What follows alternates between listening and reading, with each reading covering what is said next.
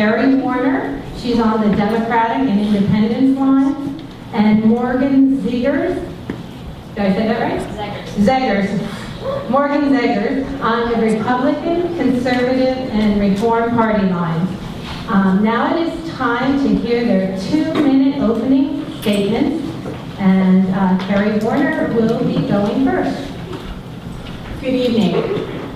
I am pleased to be here, and I'd like to start by thanking the League of Women Voters for organizing this important evening as we participate in the democratic process.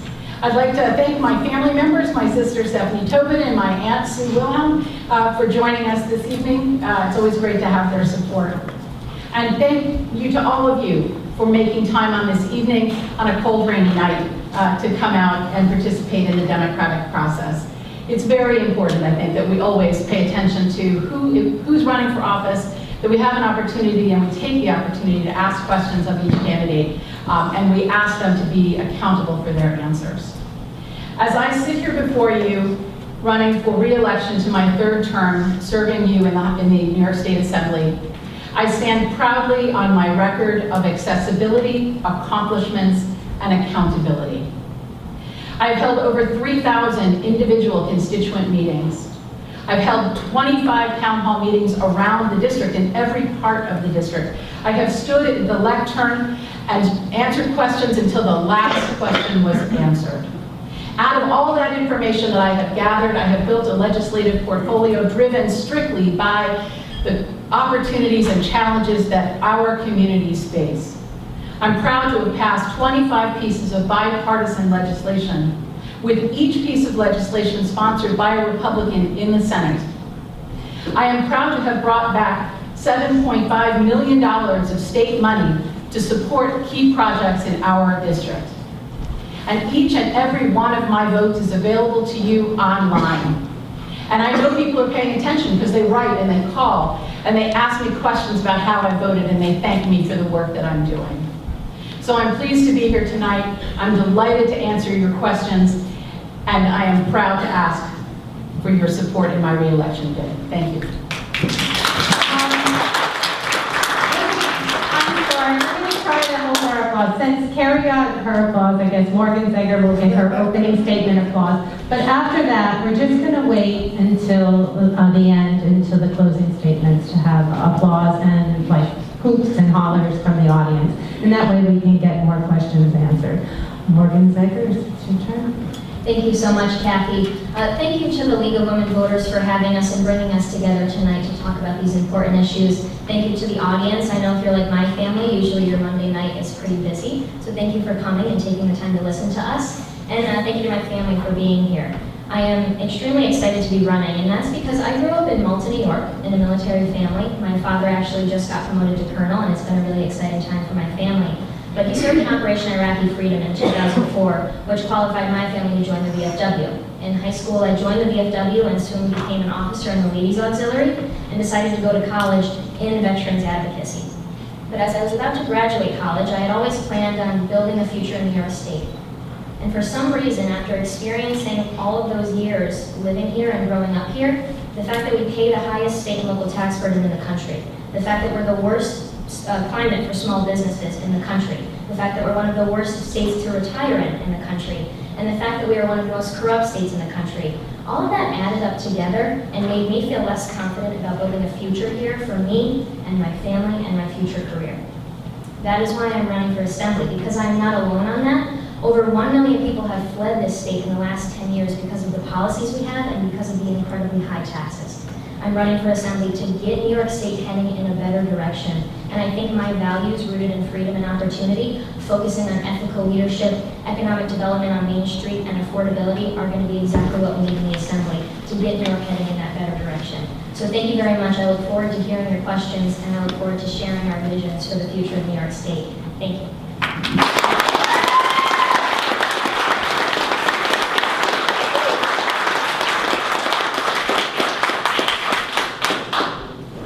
We're going to do questions from the audience again. I want to remind you that you have 1.5 minutes to respond to the questions. You don't have to respond. You may pass if you wish. You have been given 2 red cards to add to your response or to respond to something another candidate has said. and you can't use those red cards for your closing statements. So once again, I want to have people but we're going to take questions from the audience, and if you could kind of walk down the center aisle or the far aisle and then come on around, we'll have you come up. And this time we're going to do it a little differently. When you come up, I want you to stand closer to the mic when you ask your question, and then I'm going to have you stand up here because there have been times when we've needed a little clarification on what the question meant. So.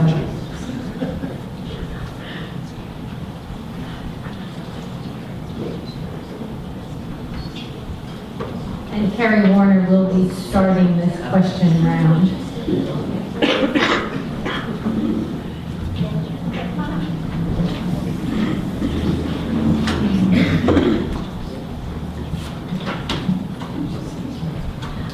My name is Bridget Martin. I live in South Glens Falls, and my question is regarding Jacob's Law.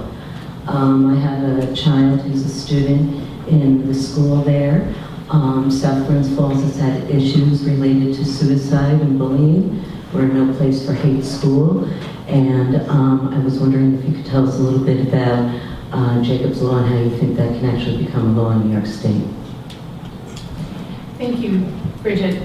Jacob's Law is a really important piece of legislation. I'm a co-sponsor of Jacob's Law, and its origin is in the very sad suicide of a young man in South Glens Falls who had been bullied for many years. The bill itself calls for reporting to parents if a teacher, administrator, or guidance counselor knows that the child has been bullied, so that there can be some effective intervention. This is a bill that has been passed in the Senate. We worked hard on it in the Assembly. As I said, I'm a co-sponsor on it. I hope that we pass it in the coming year. There have been some modifications to it to address some of the concerns about that were expressed through the LGBT community, and I think that with the modifications that have been made, it should be something that we can get passed. Thank you, Carrie. Morgan? Thank you for your question. I have too been bullied in high school. I've had some pretty awful stories of friends, and I've actually had a very close family member commit suicide because of bullying in high school, so I will gladly co-sponsor Jacob's Law. And not only will I do that, I will work to make sure that it is signed into law, and that means working across the aisle, working to get others in my colleagues' group to make sure that they support that as well. Thank you. Okay, thank you very much. Okay, the next question, Morgan Zegers, you're going to get to answer it first. Good evening. I'm Stephen Cherokee from Wilton. I am a licensed mental health counselor and a teacher, but I'm speaking as a constituent, not in any of my professional capacities. And I've been a long time season ticket holder at Saratoga Racecourse, and I also was a broadcaster from there. And there was all of this controversy about the franchise as to whether or not it should be given back. The governor had a proposal, NARA had a proposal. And the NARA proposal was heavily carried, I think, because of lobbying and et cetera, even though the governor's proposal may have been better. Question, okay. Now we're paying $6 for a Coke on the racetrack. Our families cannot afford that. Is there going to be some work as far as regulating what can go on at the racetrack so our families can enjoy a day at the races? Thank you. Stephen, thank you for your question. I have been going to the racetrack ever since I can remember. My mom and I and all of our family go to celebrate her birthday every August. To me, I feel you on going to the racetrack now and feeling a little too priced out. And I think a lot of us in the middle class can understand that, and it's a little frustrating considering how great of a part the track is in our community. I want to make sure that it's accessible for everybody, and I want to make sure that the government is not being too bureaucratic when it comes to increasing those costs. I'm always a fan of privatization, and that is what I will work for when it comes to the track. Thank you. Okay, Carrie Woerner. Thank you. I led the effort in the Assembly with Senator Marchione in the Senate to re-privatize the racetrack because personally I'm a fan of free enterprise, I'm a capitalist, and I don't think the government has really any skills at running an industry, let alone a business. So we have re-privatized NYRA. The management at NYRA makes the decisions as to who their vendors are for food and beverage. I have a lot of issues with the choice that they've made as their food and beverage contract. I think they need to find a new vendor for a lot of reasons, customer service to pricing inclusive. But those are decisions that the management of a private entity makes, not decisions that the government makes.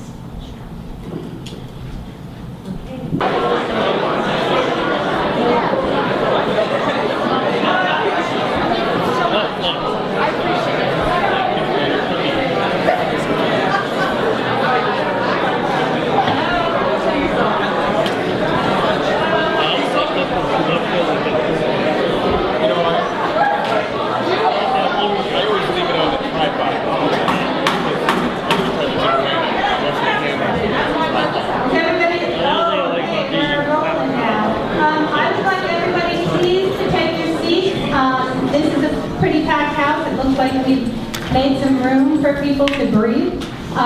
We're going to start this next session of our candidate forum.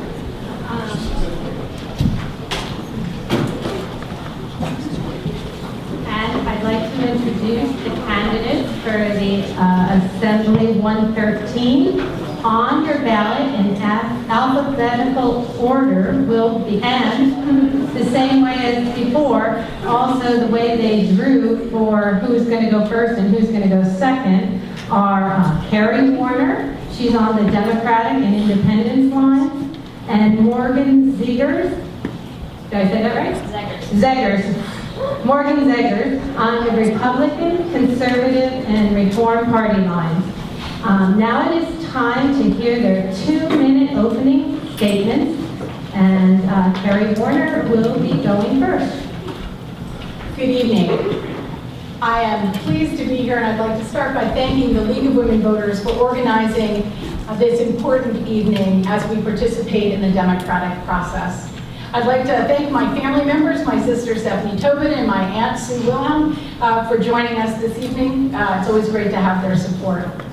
And thank you to all of you for making time on this evening on a cold, rainy night to come out and participate in the democratic process.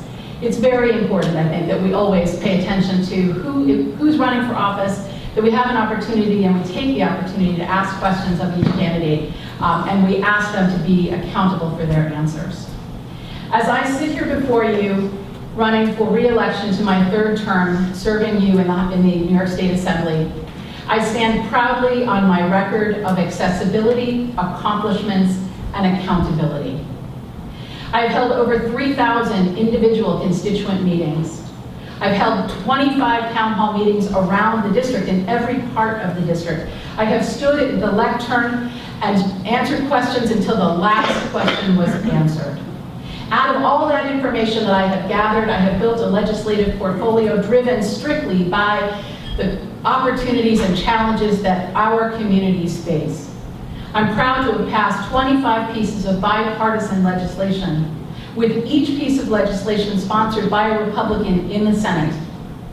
I am proud to have brought back $7.5 million of state money to support key projects in our district. And each and every one of my votes is available to you online. And I know people are paying attention because they write and they call and they ask me questions about how I voted and they thank me for the work that I'm doing. So I'm pleased to be here tonight. I'm delighted to answer your questions, and I am proud to ask for your support in my re-election bid. Thank you.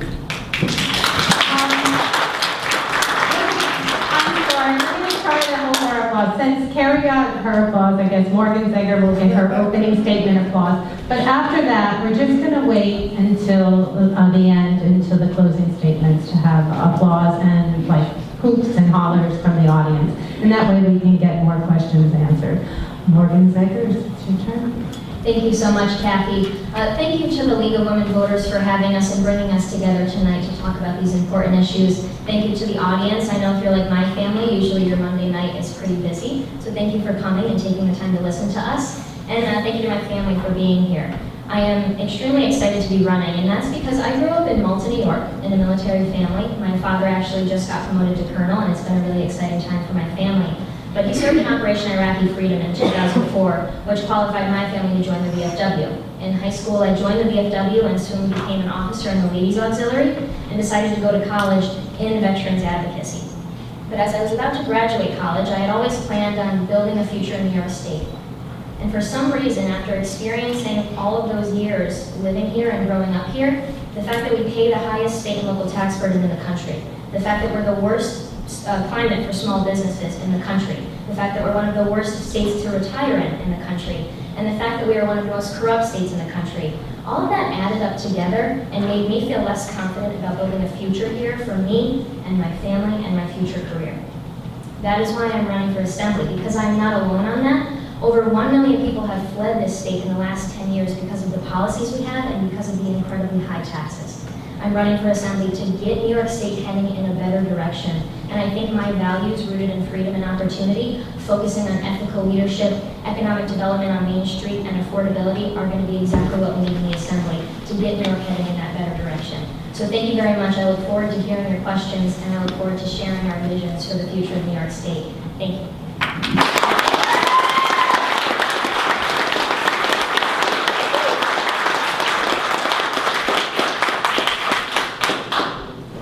We're going to do questions from the audience again. I want to remind you that you have 1.5 minutes to respond to your the questions. You don't have to respond. You may pass if you wish. You have been given 2 red cards to add to your response or to respond to something another candidate has said. And you can't use those red cards for your closing statements. So once again, I want to have people who we're going to take questions from the audience, and if you could kind of walk down the center aisle or the far aisle and then come on around, we'll have you come up. And this time we're going to do it a little differently. When you come up, I want you to stand closer to the mic when you ask your question. And then I'm going to have you stand up here because there have been times when we need a little clarification on what the question meant. So.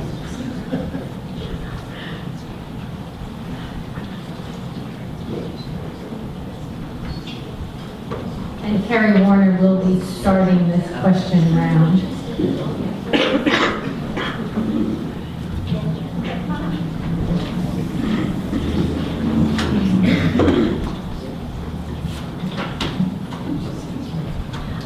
My name is Bridget Martin. I live in South Glens Falls. And my question is regarding Jacob's Law. I have a child who's a student in the school there. South Glens Falls has had issues related to suicide and bullying. We're no place for hate school. And I was wondering if you could tell us a little bit about Jacob's Law and how you think that can actually become a law in New York State. Thank you, Bridget. Jacob's Law is a really important piece of legislation. I'm a co-sponsor of Jacob's Law, and its origin is in the very sad suicide of a young man in South Glens Falls who had been bullied for many years. The bill itself calls for reporting to parents if the school, if a teacher, administrator, or guidance counselor knows that the child has been bullied, so that there can be some effective intervention. This is a bill that has been passed in the Senate.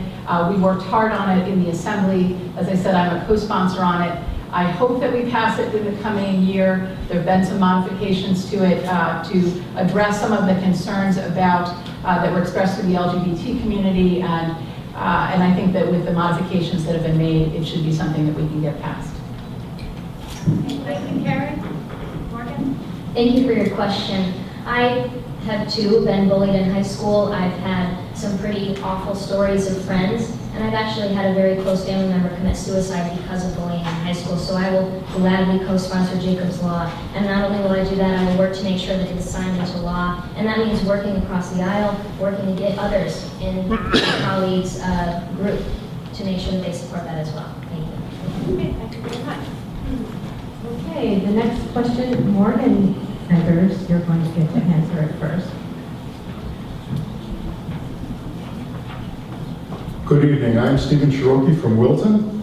I am a licensed mental health counselor and a teacher, but I'm speaking as a constituent, not in any of my professional capacities. And I've been a long time season ticket holder at Saratoga Racecourse, and I also was a broadcaster from there. And there was all of this controversy about the franchise as to whether or not it should be given back. The governor had a proposal, NARA had a proposal. And the NARA proposal was heavily carried, I think, because of lobbying and et cetera, even though the governor's proposal may have been better. Question, okay. Now we're paying $6 for a Coke on the racetrack. Our families cannot afford that. Is there going to be some work as far as regulating what can go on at the racetrack so our families can enjoy a day at the races? Thank you. Stephen, thank you for your question. I have been going to the racetrack ever since I can remember. My mom and I and all of our family go to celebrate her birthday every August. To me, I feel you on going to the racetrack now and feeling a little too priced out. And I think a lot of us in the middle class can understand that, and it's a little frustrating considering how great of a part the track is in our community. I want to make sure that it's accessible for everybody, and I want to make sure that the government is not being too bureaucratic when it comes to increasing those costs. I'm always a fan of privatization, and that is what I will work for when it comes to the track. Thank you. Okay. Carrie, thank you. I led the effort in the Assembly with Senator Marchione in the Senate to re-privatize the racetrack because personally I'm a fan of free enterprise, I'm a capitalist, and I don't think the government has really any skills at running an industry, let alone a business. So we have re-privatized NYRA. The management at NYRA makes the decisions as to who their vendors are for food and beverage. I have a lot of issues with the choice that they've made as their food and beverage contract. I think they need to find a new vendor for a lot of reasons, customer service to pricing inclusive. But those are decisions that the management of a private entity makes, not decisions that the government makes.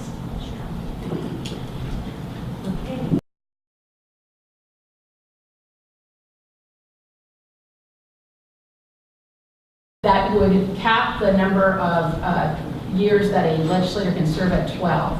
It would increase the term from 2 years to 4 years, thus taking 50% of the money out of politics, and then limit them to 3 4-year terms for a total of 12 years of service. Because frankly, if you can't accomplish it in 12 years, you're probably not ever going to.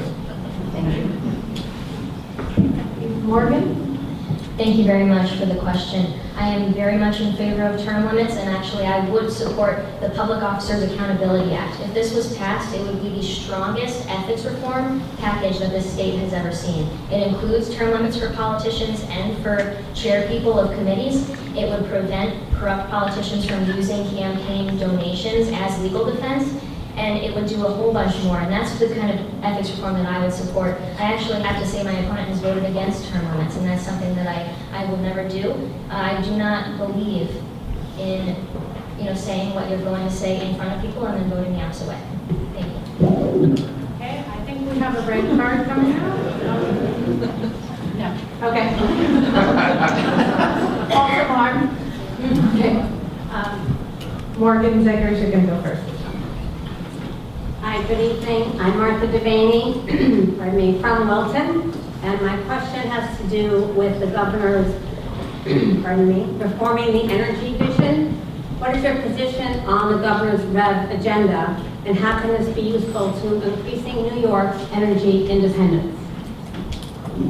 Thank you very much. I'm all for looking for opportunities to use renewable energy and green energy in New York State. That being said, I think there's a balance between focusing on economic development and economic opportunities and over-regulating businesses and also being supportive of our environment. So that being said, I will support fracking in New York State, and I think we need to focus on being supportive of our businesses and finding ways for energy to support the economic development that we need in New York State. Thank you. Okay, thank you, Carrie. The governor's REV agenda is a focus on renewables, a focus on locally produced renewables, a focus on microgrids, which are more robust and less unstable. I know we lose power a lot in Round Lake. So I'm a big supporter of the REV agenda.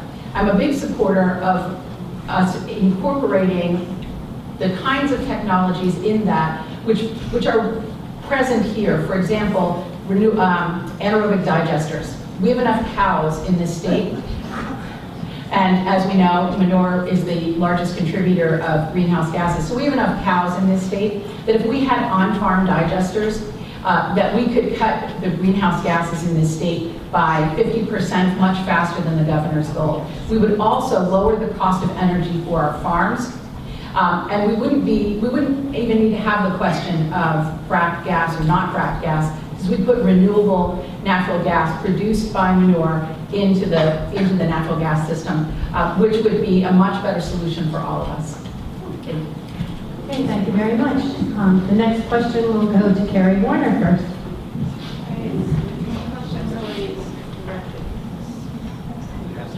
But it has to go that way. So anyways, the question is, if this is the first professional job you were pursuing since leaving college, running for a political office, why do you criticize career politicians? Should I answer that? I'm not I'd here. be happy to take that question. Thank you very much. If you've read anything that I've said in this campaign, I have already said that I would not run for more than 5 terms. I don't have any plans to run for anything after. I just think my state's heading in a bad direction, and I want to contribute to getting it in a better direction, and I want to contribute with my personal experience. I'm not trying to bring a 21-year-old's experience to Albany. I'm trying to bring a working class, frustrated, tax-paying perspective to the legislative process in New York State. I've had over 8 jobs at this point, and I would say they're all professional, unless that's an insult to people who work in the working class. To me, I am going to bring a really important perspective, especially against Governor Cuomo and the Albany Assembly Democrats, who are continuing to over-regulate our businesses, who are continuing to vote for tax hikes, and who are continuing to pass legislation that's out of touch with upstate New York. That's why I'm running. So thank you very much for your question, and I do not plan on going any further in politics after state level, so I can fix my state. Thank you. Okay, thank you. Carrie, you get to respond. Thank you.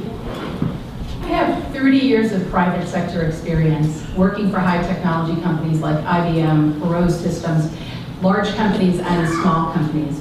I've managed people, I've signed paychecks. I understand what it means to regulate industries. I understand what it means when the workers' comp audit team comes knocking on your door and you've got to produce that documentation in that moment.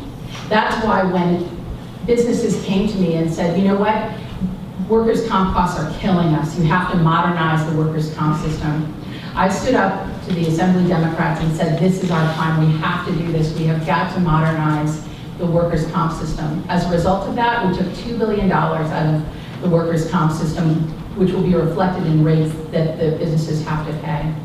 It's why I passed the agritourism bill that that changed the liability standards for agritourism businesses.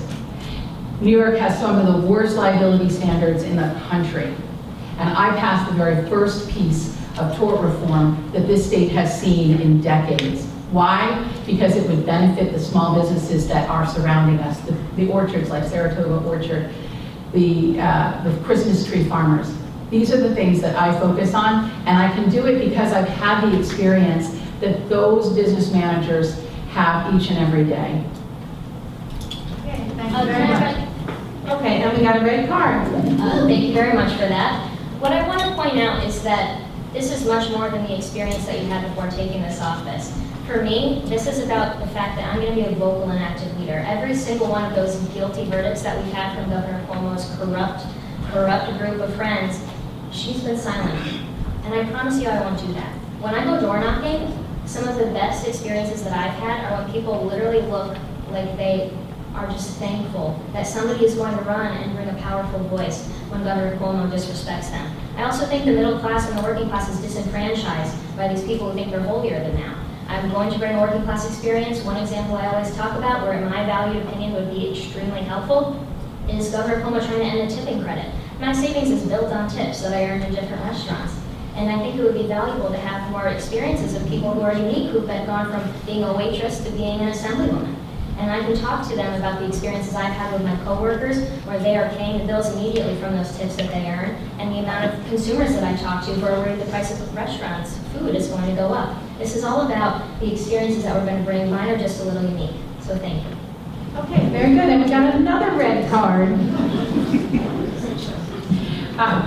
You know, every day we turn on the news, we open the paper, and we see another elected official has been arrested. Just this past week, Assemblyman Joe Arrigo, a Republican from Western New York, was arrested. And it's a terrible, disheartening thing when that happens. But here's what I know about my constituents. They elected me to solve problems, to get work done. They didn't elect me to be critic in charge. The constituents that I represent are smart enough to open the newspaper and read the story, to listen to the news and draw their own conclusions and act on those conclusions when they go to the ballot box. They don't need my help.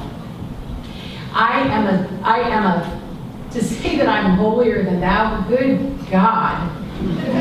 I led 17,000 servers in opposition to Governor Cuomo's proposal to strip the tipped wage credit. I led a group of businessmen fighting the on-call scheduling regulations. I have stood up to Governor Cuomo in many, many ways. I'm really not his friend, and he's not my friend. Thank you. Can I try that part out again? That's the last one, I'm It keeping is. track. That's my last one, so I'll keep this good and short. I just want to say, you say you are being sent by these people to fight the problems. The number one problem is corruption. It's Governor Cuomo. If you can't stand up to him, then I don't want somebody in office who will not stand up to him with these problems. So that's all I'm going to say. Thank you very much. That's the problem in New York State that people hired you to handle.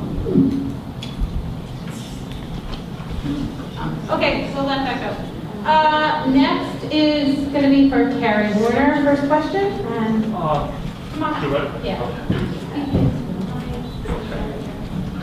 Hi, I'm Colin, and I would like to know where the candidates stand on campaign finance reform and on issues like closing the LLC loophole and getting big money out of politics. And I'd like to ask Morgan Zegers whether she supports Carrie Woerner's legislation closing the LLC loophole.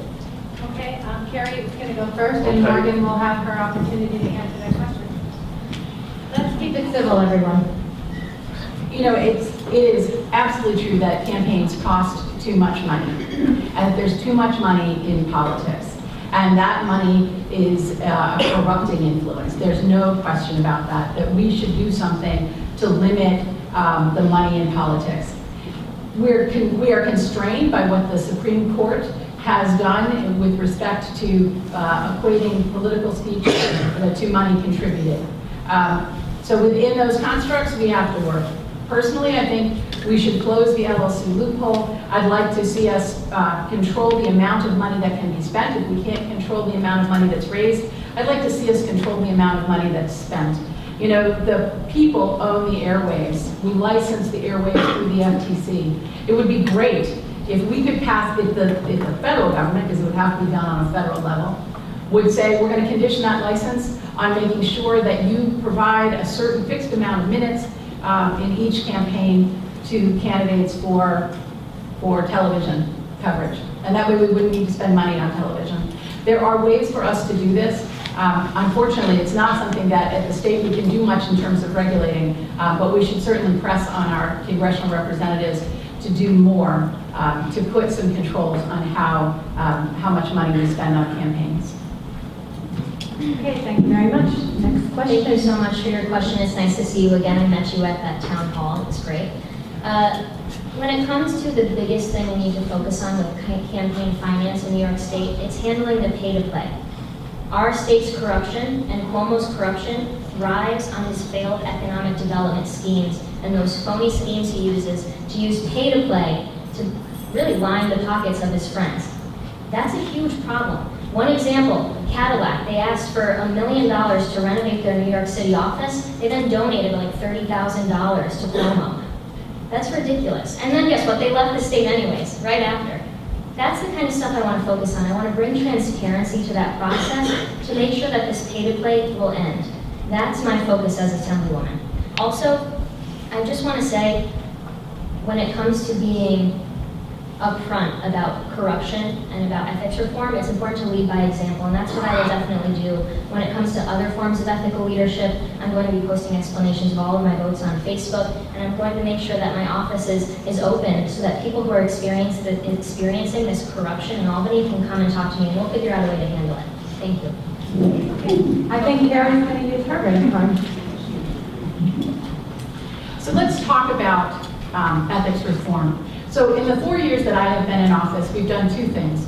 We have increased the disclosures so that you all have access to information about where each elected official's money comes from. We have also passed, finally, the constitutional amendment to strip those who have been convicted of ethical problems in their office. We've stripped them of their pensions so that the taxpayers are not funding them throughout the rest of their life. We have more to do, and I am the co-sponsor on about 25 different ethics bills. One bill that I would call your attention to is 10651. It is a constitutional amendment to create a truly independent ethics investigation board that has full investigative and sanctioning powers up to and including removing somebody from office. This is a bill I am a co-sponsor on, and when polled, my opponent said that she would not support it. Thank you. Okay, next question, and it is going to go to Carrie. Oh, no, it's going to go to Morgan Zegers because Hi, my name is Alan Stern. I'm from Greenwich. Thank you both for being here. The opioid crisis has been devastating to communities and families in our nation and our state and in our local communities. What can be done to alleviate the destruction that this epidemic has caused? Yes, sorry. Thank you, Alan. It's nice to see you again, too. We met in Monroe earlier this year. When it comes to combating the opioid and heroin epidemic, what I want to focus on is not just throwing money at this issue. I want to make sure we have a multi-pronged approach to achieve real results for this. The first thing I want to focus on is treatment, making sure that people who are suffering from addiction have the access to the treatment that they need. That also means focusing on the fail first requirement. I think we need to take a look at that. That means right now insurance companies won't cover that addict until they have gone through a shorter rehab period and failed that period. They won't cover a long-term one until they fail that first short-term one. I want to end that. I think that's a really great start. The second is recovery. That means making sure recovery centers in the community have the resources and funding that they need and that they feel supported by local officials like myself or whoever is in office. The next one is enforcement, making sure our local law enforcement have the funding and the backing that they feel they need to make sure that they are saying, let's lock this let's lock these people who are getting these drugs out to our community up and throw away the key. The last one is education. We need to make sure that we're educating our youth about the importance and the dangers that these drugs can bring to their lifestyle. Thank you. Thank you, Alan.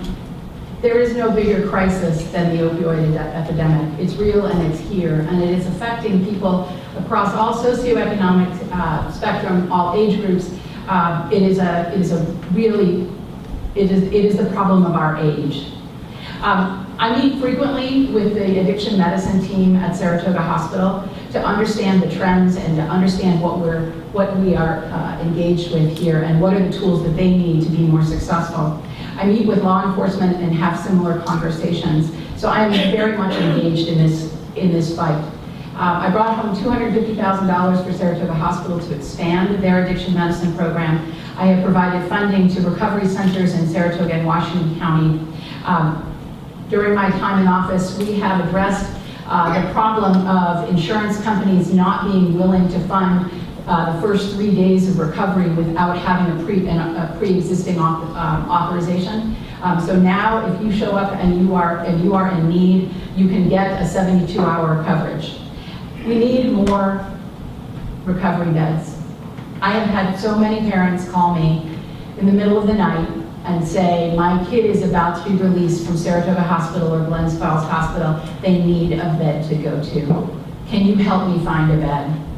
And I go on the Oasis website, which has a nice tool for this, and we look and we can find a bed for a male, but it's a female, and it's not going to be ready for 6 more weeks. It's not sufficient. We've got to do better. I just want to remind the candidates, I'm seeing people like some perplexed faces in the back of the room, to make sure you bring the microphone close to you when you talk so they can hear all of your answers. Okay, come on up. And this question will go to Carrie Woerner first. Sarah Eidelman. I'm from Greenwich, and I grew up on a dairy farm, so I'm interested in the dairy business.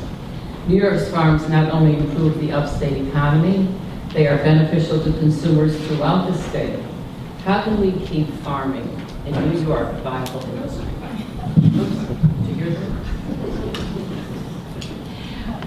Agriculture is the #1 industry in New York State. We are the #3 dairy state in the country, and our dairy farmers are challenged each and every day because the amount of money that they can get because of the federally dictated price is lower than the cost of production. And that's putting pressure on family farms, the smaller farms, every single day, and we see them going out of business. We heard over the summer there was a much publicized suicide from a local dairy farmer. We've got to do better with this. Some of the things that I've been doing are making sure that the EPF grant provides for full funding on farmland conservation, because farmland conservation, those dollars can help the farmers make investments in their farms so they can stay there.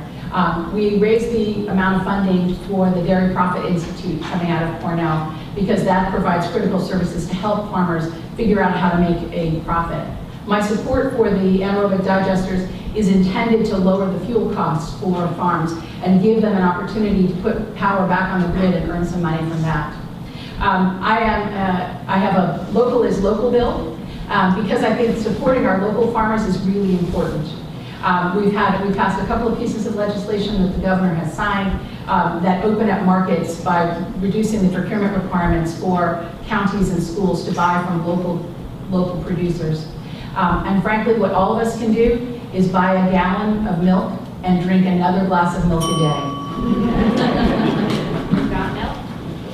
Okay, Morgan. Thank you for your question, Supervisor. I agree. I go to Stewart's pretty much every night to get some ice cream, so I'm doing my part with the dairy industry on my personal life. But the bottom line is my biggest focus with dairy farmers, after speaking with them for 2 years now in this campaign, is finding opportunities in new markets for them to sell their products. And I think whether you agree with these legal policies or not, so many dairy farmers in this district are so happy with President Trump's new trade deal with Mexico and Canada. It's opening a lot of opportunities for our dairy farmers to sell their milk in Canada.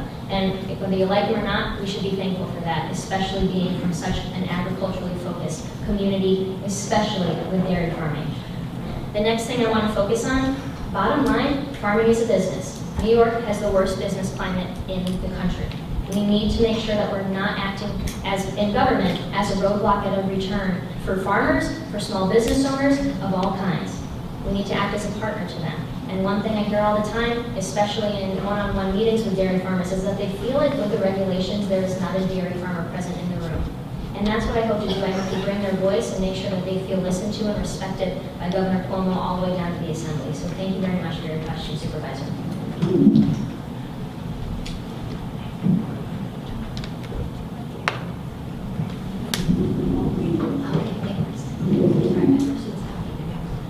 All right, next question. And it'll go to Morgan Zegers.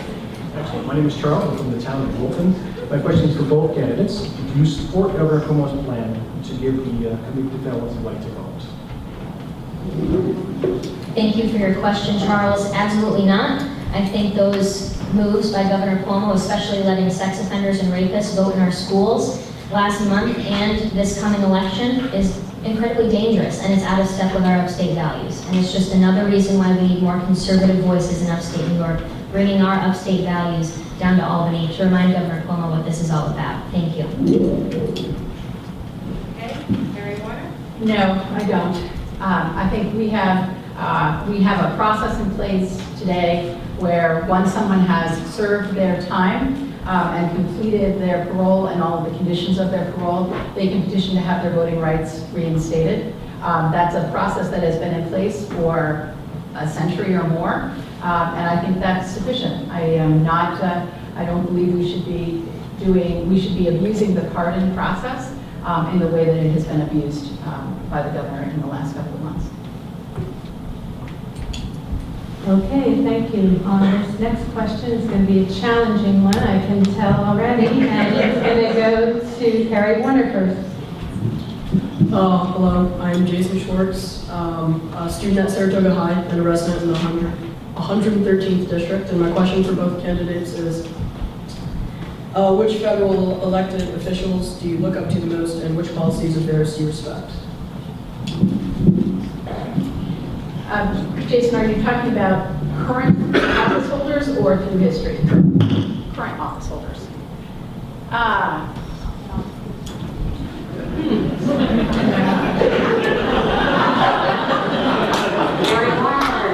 You know, Mayor Dan Carpenter's back here, and I really respect Dan.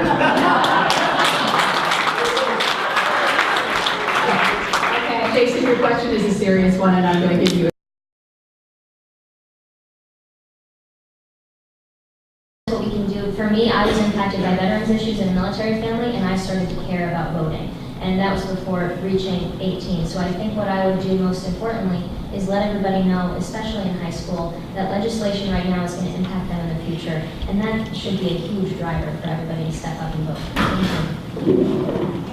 Thank you. Carrie? Thank you. I think it's important that we encourage all generations to vote, but with respect to specifically the younger generations. Over the last 4 years, it's been my pleasure to meet with school groups both at the Capitol and in their schools, and to spend a day with the social studies classes or the government classes to engage with them on the issues that I'm seeing in the legislature that I know will impact them in the most immediate future. So I participated in the Stillwater Participation in Government class. I've been to Hudson Falls. I've been to Saratoga High School. I've been to Ballston Spa High School. And I've had lots of middle school and high school groups come to meet with me in the Capitol. In addition to that, I always have high school students interning in my office. In an off session, they spend days in the office working. During the on session, they come and they shadow me in the Capitol. Because I want to give them a sense of what it means to be in government, how government actually works. And I think, as Morgan said, I think that's the best way that we can inspire young people to participate, is if they see how it really works. Thank you very much for that question. This one's going to go to Carrie Woerner first. Hello, my name is Holly. I am a resident of Malta and also a small business owner. And my question is actually for both of you. What kind of private sector and nonprofit experience do you have that has helped prepare you for success in the legislature? Thank you, Holly. So, as I said earlier, I have 30 years of private sector experience before I decided to get into government, working for large companies and small companies. I have managed people, I've hired people, I've fired people, I've dealt with regulations that were relevant in our industry.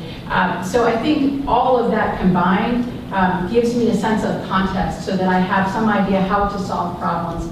When I sit down with a small business owner, I understand how to solve problems. And I think that that's reflected in the fact that I received the endorsement of the Business Council of the National Federation of Independent Businesses and just today the Upstate Jobs Party, because they recognize that the experience and the wisdom that I bring from that private sector is coming into play in the kind of policy making that I do in the state legislature. Okay. Thank you, Carrie. Morgan Zegers. Thank you very much for your question. I think my race, I may be 21, I may be young, and I may be quite an unusual candidate, but it pretty much embodies what America is all about. When I was in high school, I cared about veterans issues. I was upset that 22 veterans commit suicide every day, so I joined my local VFW. It was very strange. I was 16 and I was in a room with people who were at least 4 decades older than me at all times. But I quickly became an officer, and that means the good and the bad. You do the parades, which were really great and exciting, but then you also do the funeral services. So imagine that at 17, I was doing open casket funeral services for strangers that I just knew through an organization that meant so much to me. So that's that kind of experience in the community. I just care about this place, and I want us to all be confident living here and feel good living here and having a great life. When it comes to the private sector, again, I think I'm going to bring a really great working class perspective. I've worked over maybe 8 jobs at this point, all the way from a diner. I served as a popcorn serving bartender on right off Broadway in Saratoga. I've worked at Lea as a service scheduler. I've done a lot of jobs, and I've met a lot of really great people who are frustrated taxpayers in New York State, and it's all contributed to me ending up wanting to run for Assembly to contribute, getting us heading in a better direction. So thank you for your question. Okay, thank you. Okay, Morgan Zegers will receive your question. Hi, I'm Meg Messer from Wilton. I actually have a question for Ms. Woerner. You are a delegate for Hillary Clinton for president. What about Hillary do you support? Okay, we'll go the other direction. Why not? Mind if I go first? I said that a little bit ago. Yeah. We're even. Hillary Clinton was a really interesting senator. She did a lot of good things for our apple farmers, for example. She was strong on upstate New York. And I think that was really what attracted me to her, was the work that she did as a senator for this state. It's every elected official is a mixed bag, and the more years of experience they have, the more mixed the bag is. But for me, the issue was she was good on upstate New York issues. Okay, I don't know if you want to make a comment about Morgan. I'll always comment on Hillary. She was my least favorite politician that I've ever had the pleasure of knowing about.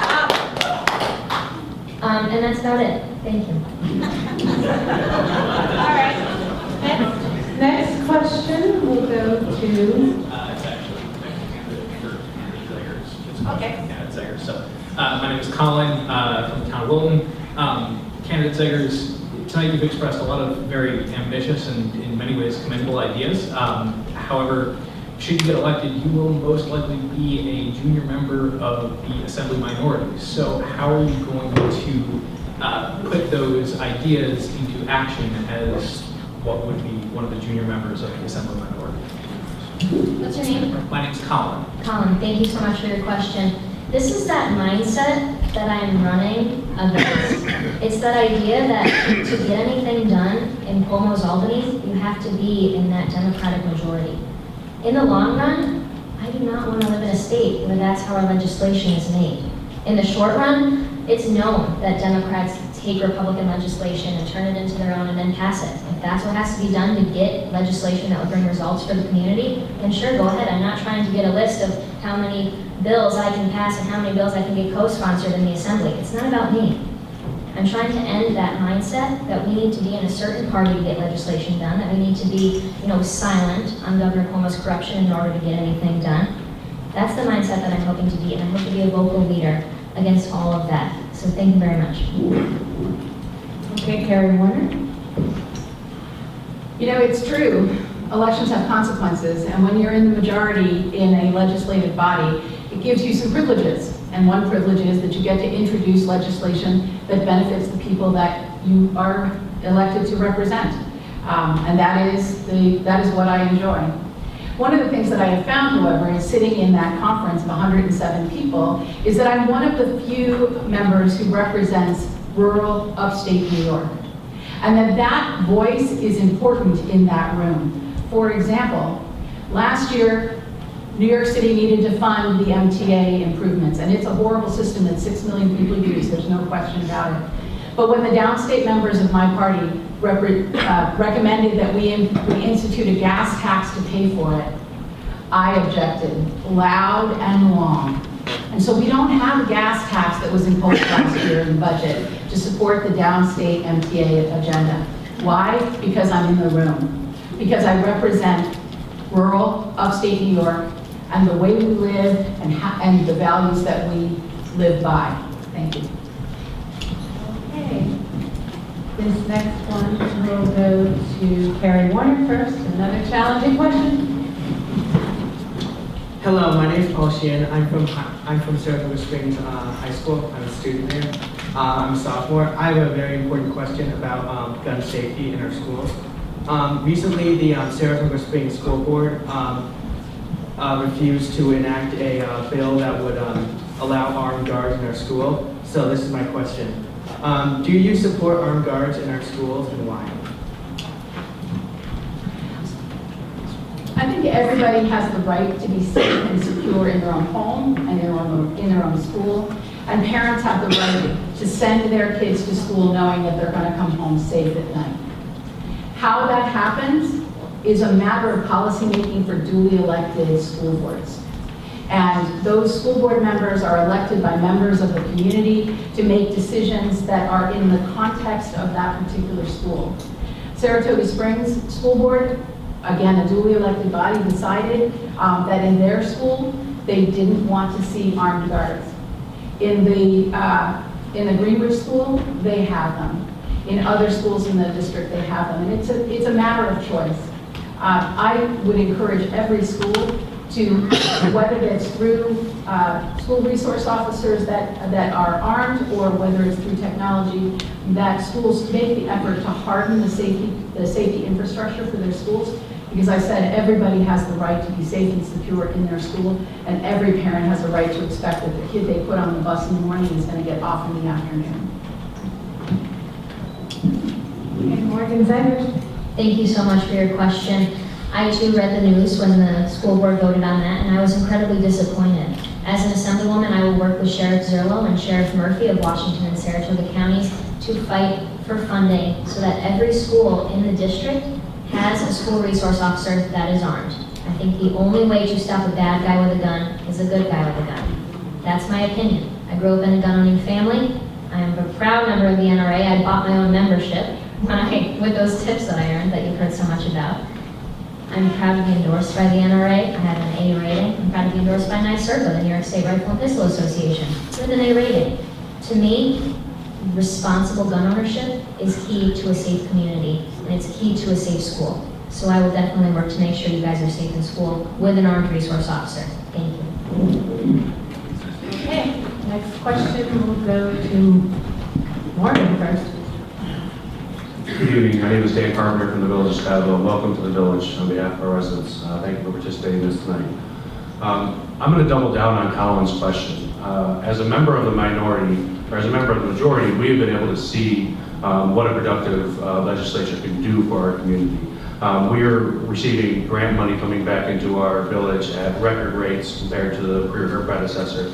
And we'd like to really kind of understand that it would be ideal if you could stand up to Cuomo, but as number 43 out of the Republican minority, I don't think it's unrealistic for us to ask you to live in reality and tell us how you would be productive to stand up to Cuomo. So that's an interesting question. I would hate to live in a state where if you stand up to corruption, you can't get anything done. I think you're just admitting right now how bad our state is. If you're saying that I wouldn't be able to get anything done for standing up to the leader of our state who's continually disrespecting us, overtaxing us, and just being a complete jerk about a lot of issues in upstate New York. I'm pretty shocked by that question, to be honest. Overall, like I said, legislation presented by a Republican, that's a great idea for our area. If a Democrat wants to take it and get their name slapped on it, go ahead. Stuff has happened, the pensions being stripped from politicians, that was a Republican idea. That was a Republican bill that the Democrats wanted. So they took it, they made it a new bill or whatever they did, and then they passed it under Democratic name. If you guys have to do that to pass your legislation, then go ahead, have it, fine by me, but as long as it's going to bring results for the area. So thank you very much for your question. Regardless of that, I'm still going to stand up to Governor Cuomo, and I'm still going to put in the effort and the work that it takes to represent this community, from all the local issues to the state issues to the federal issues that tie into the state level. But that does not mean I have to be silent on the very, very important issue of corruption with Governor Cuomo. Thank you, Mr. Mayor.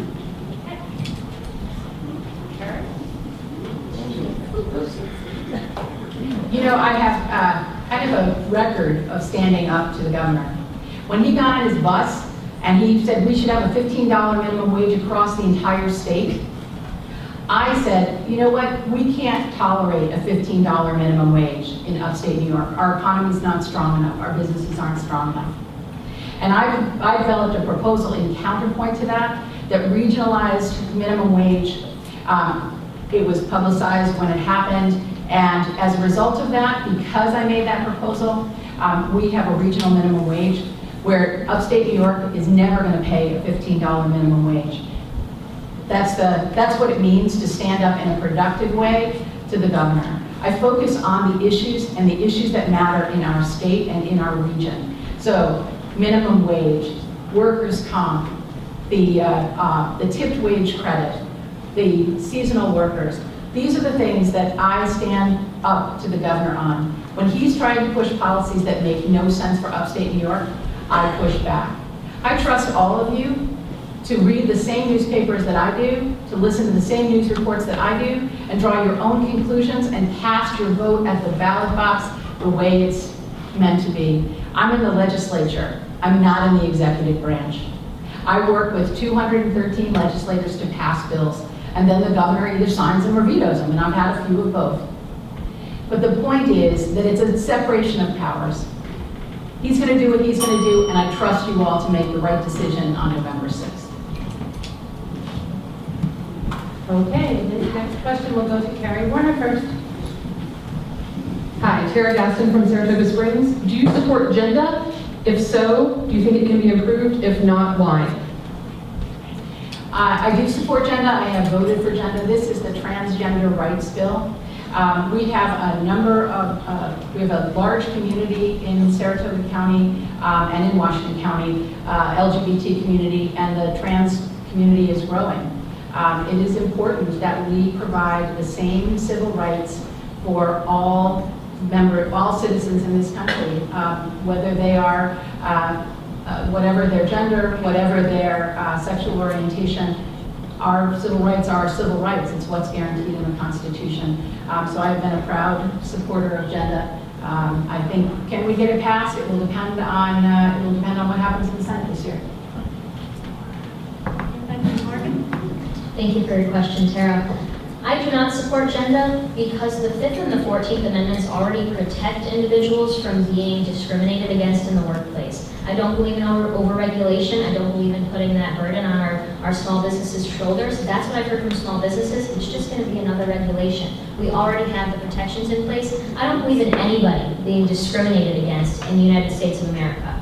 I don't. We have the protections in place, and I would not support gender. Thank you. Okay, I think we have 2 more questions left. So this one will go to Morgan Zegers first. I have here, I'm Jackie Bard from Argyle. I have here a pamphlet, and I was wondering, Morgan Zegers, if you propose to cut our property taxes by 30% and give us double our rebate on the STAR, how you will make up for the lost revenues, and how you propose funding things such as opioid treatment without those funds. Am I first? Yes. Okay. Thank you very much for your question. It's very clear that in New York State, we have a spending problem, not a revenue problem. We have the highest state and local tax burden in the country. We should want improvement from that. There is room for improvement on that, and that's what's so great about New York almost. There's so much wrong that there's so much opportunity to improve. What I'm saying is, New York State has twice the budget of Florida, and Florida has twice the number of people as New York. What are we doing wrong here? We can focus on making responsible spending decisions, and that's what I want to do. I have a family member who works in the healthcare sector locally. I have spoken with many healthcare sector workers. Medicaid accounts for about half of our budget. What we need to do is take a good look at Medicaid, because a lot of the benefits that we have opted into as a state are not required at the federal level, and it causes bloating, it causes overspending, and it causes fraud. I want to focus on making sure that the benefits that people on Medicaid receive are equal to those that are received on Medicare, because quite often they're actually a little bit better. We can be responsible spenders in New York State. We can lower taxes, and it can all be done pretty reasonably. And I think we can get bipartisan support on it if we explain where that overspending is occurring. So thank you very much for your question. Thank you. So recap where things stand from a tax perspective. We have a 2% tax cap, which I would propose that we should make permanent. And that has slowed the growth in local property taxes. We have the lowest personal income tax rate since the 1940s now. And beginning in 2018, we implemented a 5-year reduction in personal income tax rates. So when you go to do your taxes in the spring, you will start to see the reduction in those rates. We have the lowest business tax rate since the 1950s. So when a small business that has, say, less than $500,000 worth of receipts, they will pay $25 in business taxes. We have taken steps in the legislature to cut the tax burden on the middle class dramatically. When we talk about Medicaid and we talk about the benefits under Medicaid, I think it's important to understand that most of the people on Medicaid are either children or the elderly poor. And in Florida, if you go to Florida and you are elderly and you run out of your own income and you need nursing home care, Medicaid doesn't provide it in Florida. So they'll put you out on the street. In New York, you come back here. We'll make sure that you have a bed, 3 meals, somebody to keep you clean, and that you'll die in dignity. Yes, our Medicaid rates are higher. Yes, we provide more benefits. But frankly, I think that's consistent with our values.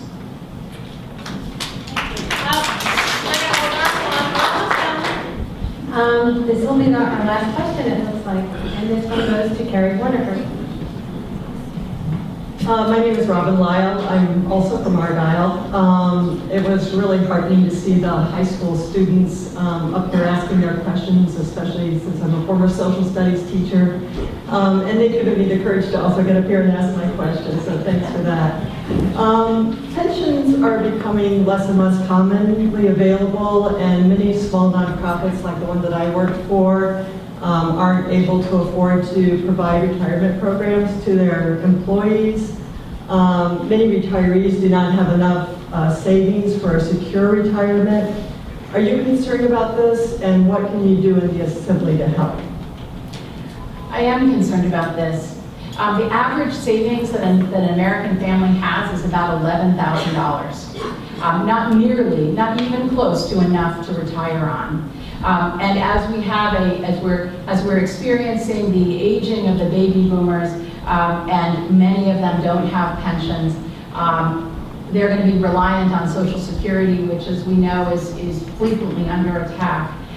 So yes, we have a potential serious problem with how our elderly are going to support themselves.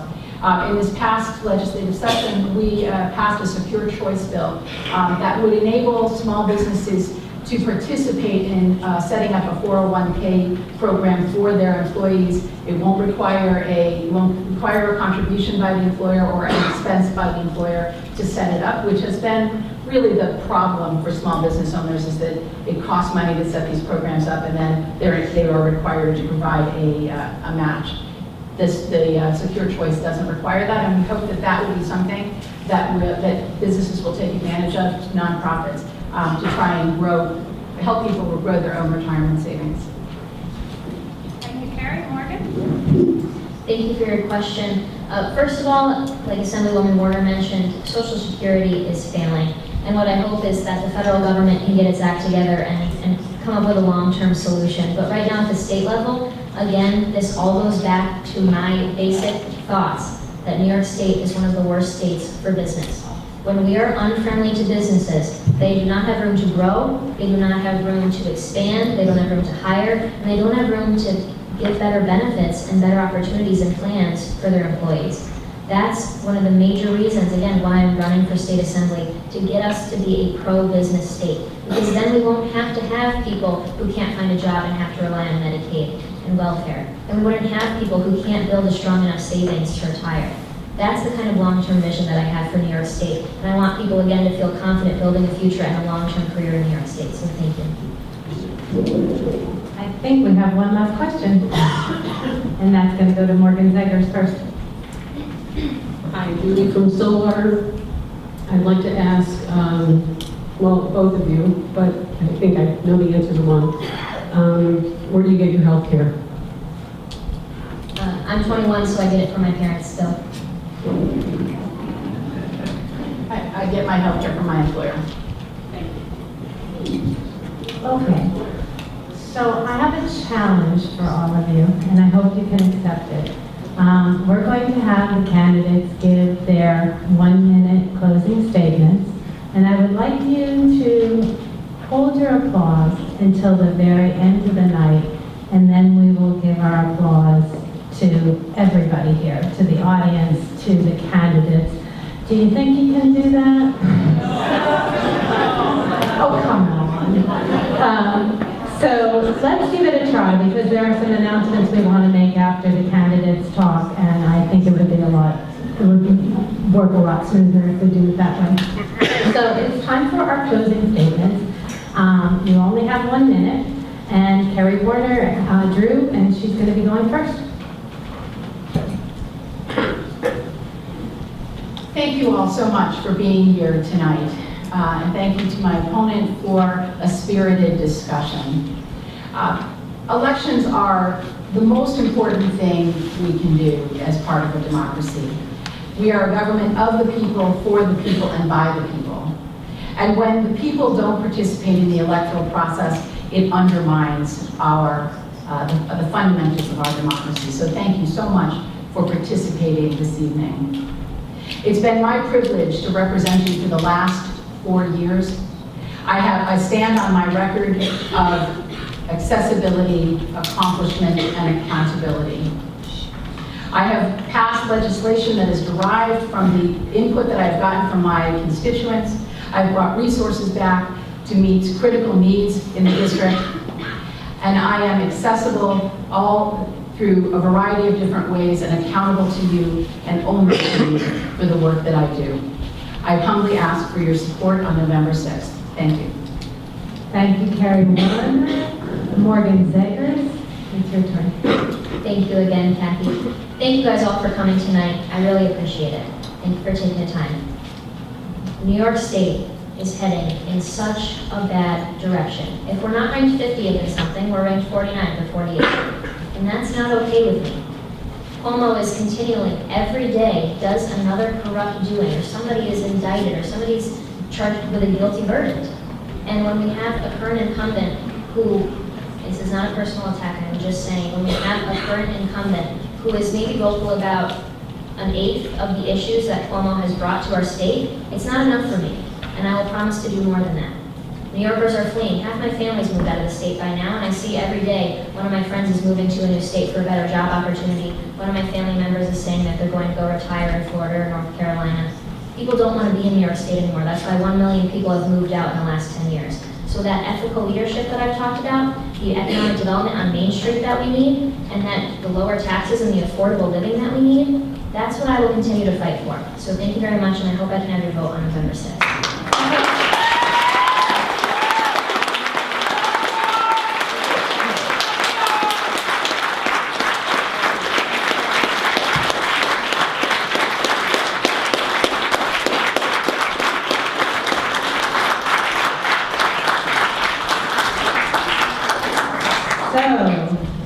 Thank you all for demonstrating your civic concern by attending this event. Don't forget to pick up the upcoming events from the literature table, and don't forget to vote on Tuesday, November 6th. The polls will be open from 6 a.m. to 9 p.m.